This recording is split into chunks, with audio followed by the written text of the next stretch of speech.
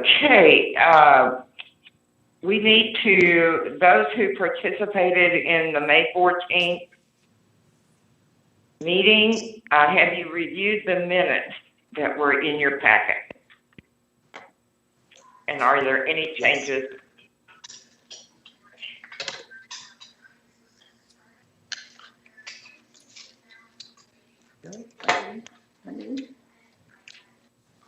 Okay.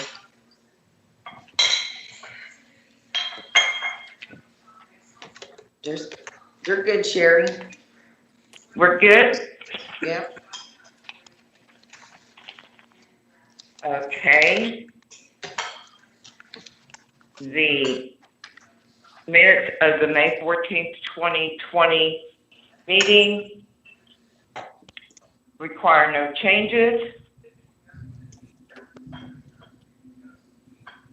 Can the participants of the meeting record their position?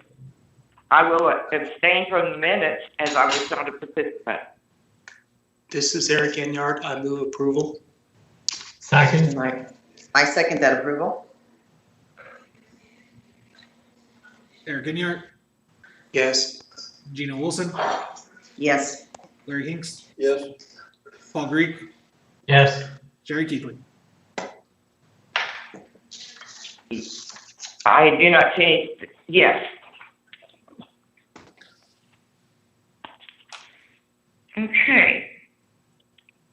We are here this evening to continue on our old business of JBOA 20-430, a request by Teresa Dewhurst for a special exception to allow for a continuation of a pre-existing nonconformity after a requested zone change.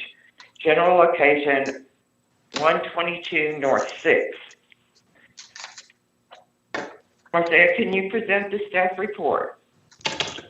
Thank you, Madam Chair. This is Marcia Hilton, city planner. This item first came to the Board of Adjustment April 16th of 2020. The request was basically a property that has is lawfully non-conforming. I think I said it right. I may have said it wrong. Anyway, it was rezoned January 21st, 2020, and that case number was JZ19-648. The Planning Commission allowed a rezoning from RS3 to commercial shopping. At that time, it was noted that there was a house and a beauty shop that had been in operation for many, many years. And I believe the applicant stated at the second meeting that the beauty shop was there from the beginning, that it was built at the same time the house was built.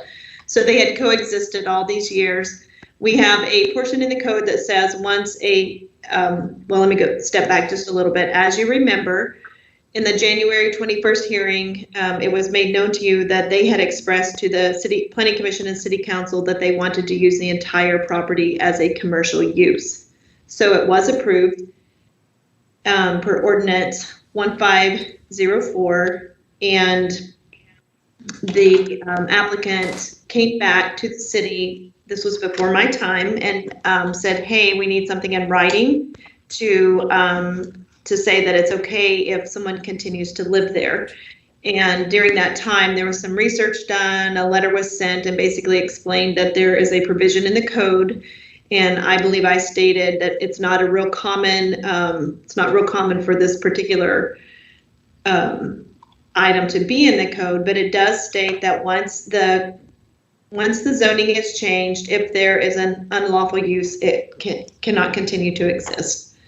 So we basically couldn't write the letter. So the staff got together, met several times, and believed that the best remedy in a very gray situation is to ask to have the applicant apply for a special exception.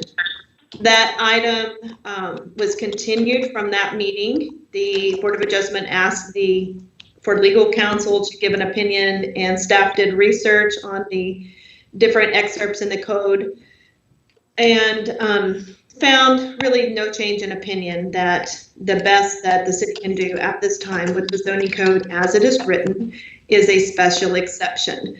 With that being said, on page 8 of 12, says the Board of Adjustment may grant the special exception after finding that the special exception will be in harmony with the spirit and intent of the code, will not be injurious to the neighborhood, is not otherwise detrimental to the public welfare. The board, in granting a special exception, shall prescribe appropriate conditions and safeguards and may require such evidence and guarantee or bonds as it may deem necessary to enforce compliance with the conditions attached.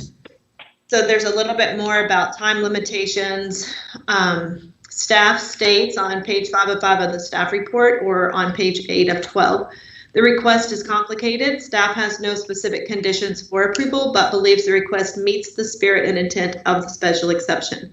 The proposed use will not result in any increase of incompatibility with the present and future use of proximate properties. My recommendation has not changed from the beginning. It is to grant the special exception to allow for the continuation of a pre-existing nonconformity after a requested zone change. And I really don't have anything else to add. If you guys have any questions, let me know. Thank you, Marseille.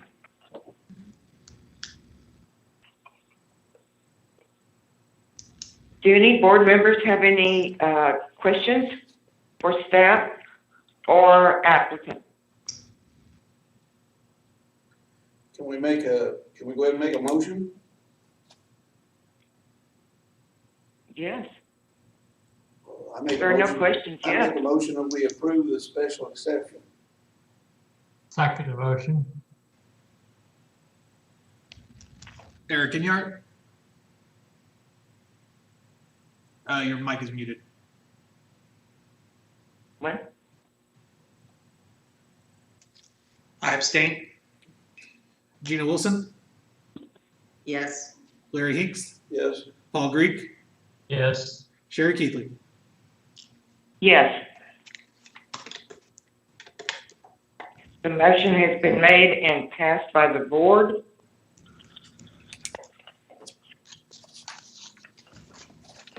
If there's anything that the applicant needs, I'm sure by getting with the city after this vote, you can move forward.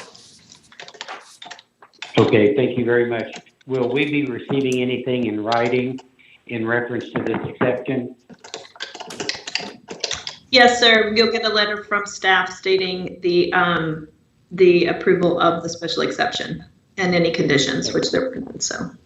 Right, excellent. Thank you very much for your time and efforts. Thank you. Thank you for Thank your you. Do we have any other business?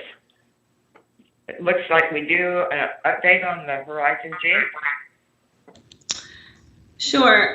Staff's been working directly with the House of Living consultants, and as far as the final push to get this thing approved, we'll be having a meeting tomorrow, actually, with the Citizen Advisory Committee, discussing chapters 1 through 4. And then we'll have another final meeting once we get all of the comments collected.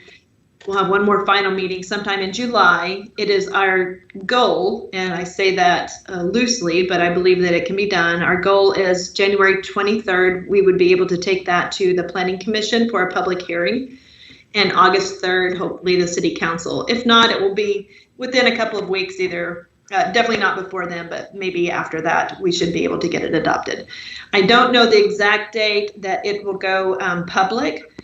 It'll be sometime early July is my guess, but we've got to get all those comments back from the Citizen Advisory Committee and to the consultants. So we're looking we're very excited about it. I'm probably more excited. The comprehensive plan is a guide. It doesn't really have any teeth. It just kind of gives a good idea of which direction the city should go, but I'm really excited about getting the zoning code updated and getting some of these strange little excerpts eliminated. So that we'll have new strange excerpts in there. Amen. Our state, would you be providing a summary of the changes? For the code? Yeah. Oh, yes.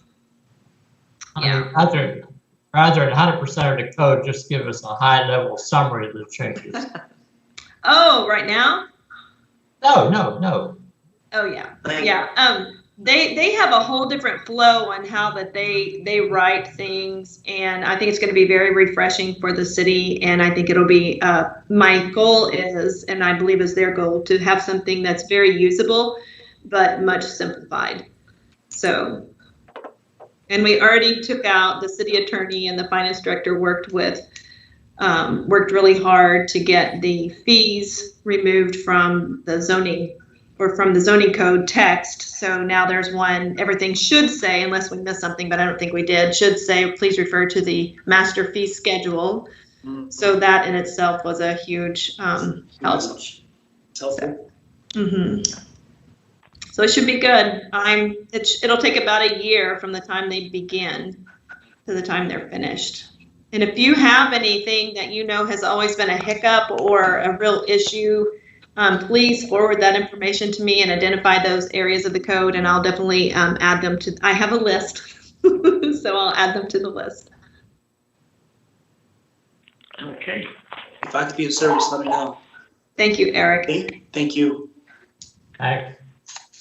Well, thank you. As our business is, unless there's any other business, does anyone have any more business to bring before the board? No. Okay. Then the Jinx Board of Adjustment June 11th, 2020 meeting is adjourned at 6:12 p.m. Thank you, everyone. Thank you, Sherry.